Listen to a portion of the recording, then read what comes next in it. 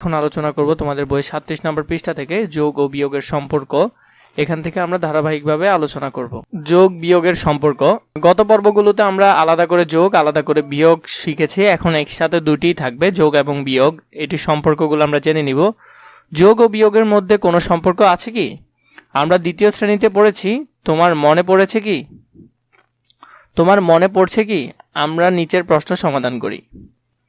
আমাদের কিছু আপেল ছিল, তা থেকে 6টি বিক্রি করার পর আমাদের এখন 8টি আপেল আছে। প্রথমে আমাদের কতগুলো আপেল ছিল? তাহলে এখন আছে 8টি আপেল, বিক্রি করেছে 6টি, তাহলে মোট কয়টি? তাহলে যদি 8 আর 6 যোগ করি তাহলে কত হয়? 14। তাহলে আগে প্রথমে ওদের আপেল সংখ্যা ছিল কতটি? 14টি।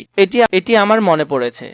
আমরা হিসেব করি এভাবে, কতটি থেকে 6 বাদ দিলে 8টি থাকে। এভাবে করে আমরা এগুলো করতে পারি। নিচের মতো বিয়োগ ও যোগ বিপরীত প্রক্রিয়া। এখানে এই নামগুলো তোমাকে একটু মনে রাখতে হবে কোনটি কি। যেটি থেকে বিয়োগ করা হয় সেটি হলো বিয়োজন, যেটি বিয়োগ করে সেটি হলো বিয়োজ্য, আর যেটি বের হবে সেটি হলো বিয়োগফল। এই অঙ্কগুলো কিভাবে করতে পারবে তা আমরা নিচে বিস্তারিতভাবে আলোচনা করতে পারবো। এখন দেখো, এখানে এই কয়েকটি নিয়ম আছে, এগুলো তোমরা শিখে ফেলবে। বিয়োজন বিয়োগ বিয়োজ্য সমান সমান বিয়োগফল। আবার দেখো, বিয়োগফলকে যদি এখানে আনো তাহলে বিয়োগফল যোগ বিয়োজ্য সমান সমান বিয়োজন, বিয়োজন বিয়োগ বিয়োগফল, বিয়োজন বিয়োগ বিয়োগফল সমান সমান বিয়োজ্য। এগুলো তোমরা আহামরি অত দেখতে হবে না, আমরা সেগুলো করতে পারবো। এখানে অনেক প্র্যাকটিস দিয়েছে, এগুলো করলে মোটামুটি আমাদের হয়ে যাবে। খালি ঘর পূরণ করি। 42 থেকে যদি 9 যায় আর কত থাকে? তাহলে দেখো, এখানে 2 আছে, 2 থেকে 9 যাবে না, 4 থেকে 1 ধার নিলে কত হয়? 12। 12 থেকে 9 গেলে 3, তাহলে এখানে হবে 3। এখন দেখো, 4 থেকে 1 ধার নেওয়ার ফলে 4 আর কত আছে? 3 আছে, 1 চলে গেলে 3 থাকবে, তাহলে আর থাকতেছে 33। এখন দেখো, এখানে 55, এখানে 30। 55 থেকে কত বিয়োগ করলে 30 হয়?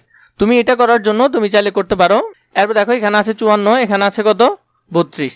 দেখো, এটি বিয়োগ আকারে আছে, আর বিয়োগ চিহ্ন যদি সমান চিহ্নের ওই পাশে যায় তাহলে যোগ করতে হবে। তাহলে আমরা 54-র সাথে 32 যোগ করি। 4 আর 2 যোগ করলে 6,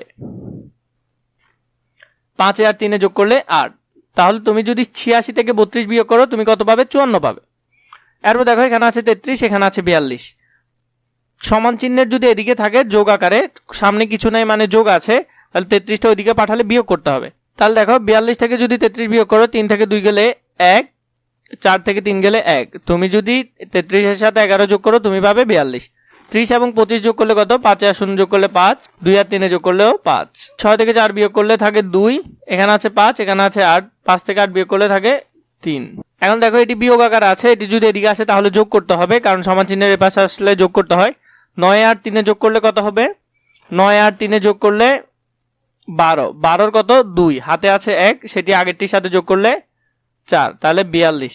তুমি যদি 42 থেকে 9 বিয়োগ করো তাহলে 42 থেকে যদি 33 বিয়োগ করো তাহলে আর কত থাকবে? 9 থাকবে। এখানে আছে 30, এখানে আছে 25। এখন দেখো, এটি 30টি এখানে বিয়োগ আকার আছে, এদিকে আসলে যোগ হয়ে যাবে সমান চিহ্নের এপারে। তাহলে 5 আর 0 যোগ করলে 5, আর এখানে কত আছে? এখানে আছে 2, এখানে আছে 3, 3 আর 2 যোগ করলেও 5।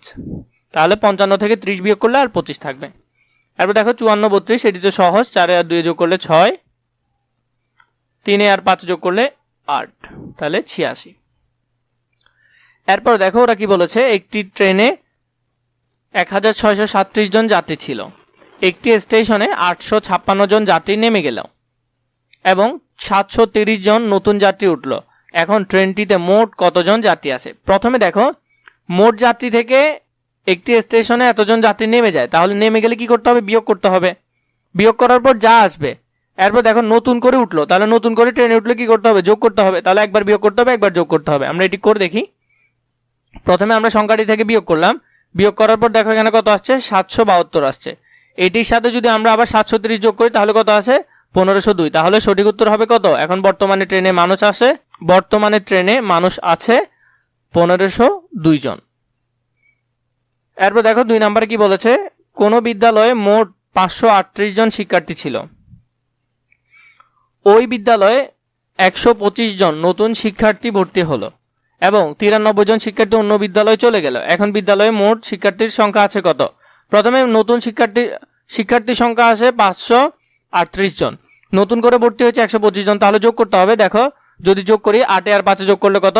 13, 13 3, হাতে আছে 1, 3 আর 1 4, 4 আর 2 6। এখানে আছে আর এখানে আছে 5, 5 আর 1 6, তাহলে 663 জন।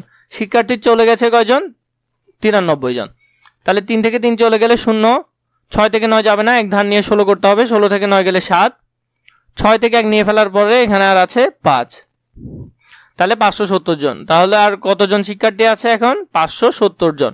বিদ্যালয়ে মোট শিক্ষার্থী আছে এখন 570 জন।